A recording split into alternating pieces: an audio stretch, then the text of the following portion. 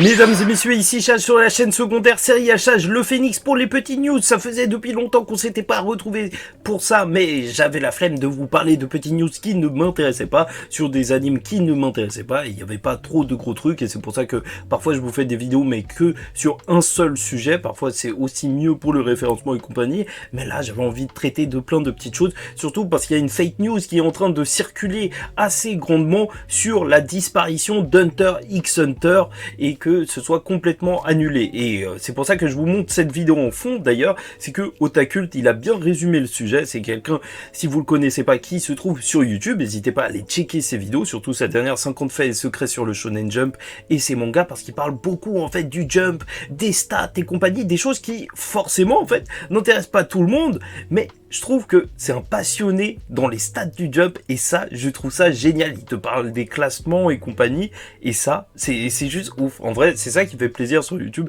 de voir des gens passionnés sur des petits sujets comme ça. Je trouve ça...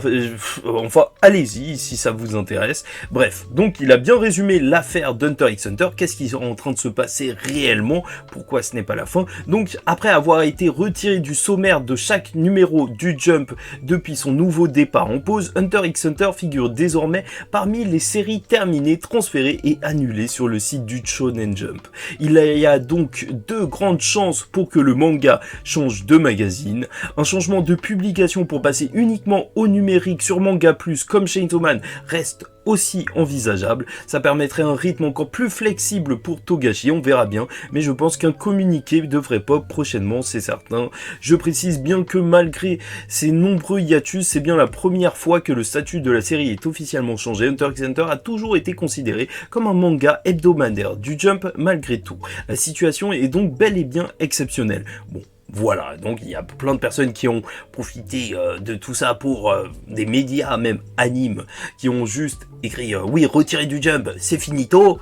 Ouais, c'est un petit peu un raccourci, voilà, peut-être changement de magazine ou passer au numérique. Ça, ce serait cool dans le sens où si ça peut permettre à Togashi de se sentir plus flexible, plus libre en fait dans la publication de son manga, d'être à un rythme plus adapté, je sais pas, du mensuel ou autre, pourquoi pas? En vrai, tant qu'on lui facilite la vie pour qu'il continue son manga, tant mieux. Après, il y a eu des réactions, bien entendu, sur le fait qu'il y a eu une hype en mai 2022, tout ça, pour que ça change de magazine. Mais je vais pas te mentir, c'est vrai que je ne comprends pas trop la vague de hype qu'il y a eu, alors que c'était juste une reprise de quelques chapitres, et... hormis l'histoire de l'araignée, parce que c'était des chapitres assez intéressants, bah, il n'y a pas eu des choses qui nous ont complètement retourné le cerveau. Mais moi, franchement, je pense que c'était quand même un gros morceau qu'on a eu. Bref, voilà tout pour le sujet. Otakult, je trouve que c'est un très bon youtubeur, je ne le connais pas personnellement, mais voilà. Et donc, parlons un petit peu de ce sujet des films qui vont sortir, parce qu'il va y avoir le film Kimetsu no Yaiba qui sort le 25 février en avant-première à Paris, et donc peut-être dans d'autres cinéma, n'hésitez pas à les voir. Et là, à l'avant-première de Paris, il y aura le producteur Yuma Takahashi, et donc ce nouveau film, il va comprendre les deux derniers épisodes, donc le 10 et le 11 remasterisés en 4K de la dernière saison du Quartier des Plaisirs. Donc on aura le plaisir de voir quelqu'un tabasser un anorexique sur grand écran. C'est cool. Et donc on aura même l'épisode 1 du nouvel arc, un épisode qui durera 1 heure, d'où l'intérêt de voir ça au cinéma. En vrai, je trouve ça assez cool, en fait, je sais pas ce que vous en pensez, n'hésitez pas à me dire vraiment en commentaire ce que vous en pensez, du fait qu'il y ait une sortie. Après, c'est peut-être un petit peu dommage que ça fasse une grosse avant-première, j'espère que la saison elle sortira pas trop longtemps après, mais c'est vrai que c'est cool de pouvoir se retrouver au cinéma, ça crée un certain événement, mais bon, ils auraient pu essayer de trouver d'autres choses que juste remasteriser l'épisode de fin de saison de la dernière saison, mais voilà. Et j'espère que l'histoire sera bien. De toute façon, s'ils en font un film, c'est qu'il y a sûrement le matériel pour, peut-être un mini-arc ou autre. Je l'espère bien, parce que moi j'ai pas lu le manga, donc on verra bien. Et donc aussi, il y a eu Michael B. Jordan qui a parlé de Creed 3, j'ai pas suivi les Creed, mais j'aime beaucoup cet acteur, et qui dit que en fait les combats c'est un petit peu inspiré d'anime, Hajime no Ippo, Megalobox, Naruto, Dragon Ball Z, et c'est cool en vrai, juste... En vrai, je pose cette news là, parce que je trouve ça sympa de voir que, en vrai, même maintenant, la communication autour de gros événements, de gros films, elle passe aussi un petit peu par les mangas, parce que voilà, c'est devenu un petit peu plus populaire et compagnie. Et de toute façon, après, est-ce que ça ressemblera vraiment à un animé? Je sais pas, Michael B. Jordan, vu que j'aime bien l'acteur, en fait, je suis un petit peu ce qu'il raconte, et dans ses interviews, en fait, tu vois que c'est un fan d'animé depuis longtemps. Bref, donc, au niveau des séries, alors il y aura la saison 3 de Moi quand je me réincarne en slime qui sortira au printemps 2024. Voilà, ah c'est long en fait, 2024, on est en 2023, tu vois, j'ai checké au cas où. Mais c'est triste en fait. Le Chapeauté, ça a très bien marché au cinéma à 400 millions de dollars au box-office mondial. Je vous le conseille si vous l'avez pas encore vu. Ça se trouve que j'arrive beaucoup trop tard. Mais voilà, moi je l'ai vu avec le bouche à oreille. Ouais, c'est un film de ouf. Et croyez-moi, c'est vraiment un film de ouf. Donc je sais pas si vous appréciez le Chapeauté, mais il n'y a même pas forcément besoin de revoir le 1. Moi je l'ai revu carrément après avoir vu le 2, vu que j'étais trop hypé. Vraiment, ce méchant est juste ouf.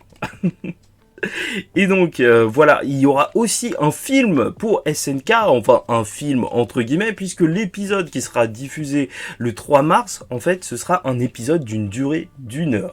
Alors là, je trouve ça très cool. J'espère que pour la diffusion, je sais pas s'il y aura une diffusion cinéma. Mais je trouve que c'est assez intéressant d'être parti sur ça.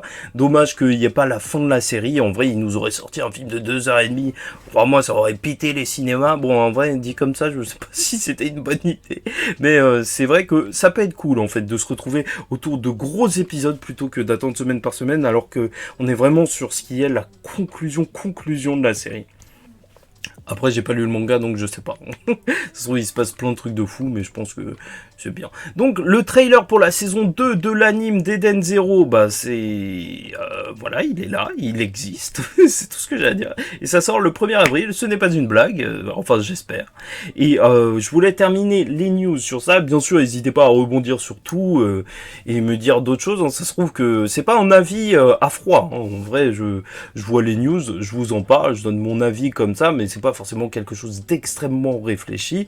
Et donc la partie 9 de Jojo, elle a commencé, Jojo Land en manga, et je voulais juste vous montrer, en vrai, parce que j'ai pas parlé de Stone Ocean, mais j'aime beaucoup Jojo, et c'est juste que en fait j'ai savouré la série sur Netflix, et j'ai regardé un petit peu trop tard, et je vois qu'il y a déjà plein de vidéos d'analyse qui disent déjà les choses que je voudrais dire, donc j'ai pas forcément envie de me répéter, il y a les collègues pour ça, mais j'espère être plus assidu la prochaine fois. Et donc voilà, il y a eu un travail dans une gare, donc la gare de Harajuku au Japon, et voilà, c'est juste magnifique, vous voyez, ça vous donne pas trop envie d'aller au Japon? Moi c'est surtout pour les trucs comme ça, parce que certes, en vrai, tout ce qui est décor, enfin décor, voilà, de se promener dans la rue et tout, ça doit être cool, mais vraiment, c'est super beau, les escaliers en anamorphose comme ça, mais ça claque. Vraiment, un jour peut-être on se fera des vlogs au Japon, mais ça fait rêver. Bon, bref, en attendant la suite et d'autres news, n'hésitez pas à me dire vraiment si vous souhaitez plus de news sur la chaîne. Parlez-en en commentaire et compagnie, et parlez de ces news, propagez le fait que Hunter x Hunter n'est pas arrêté, contrairement à ce que d'autres personnes essayent de faire croire, et donc, paix sur vous.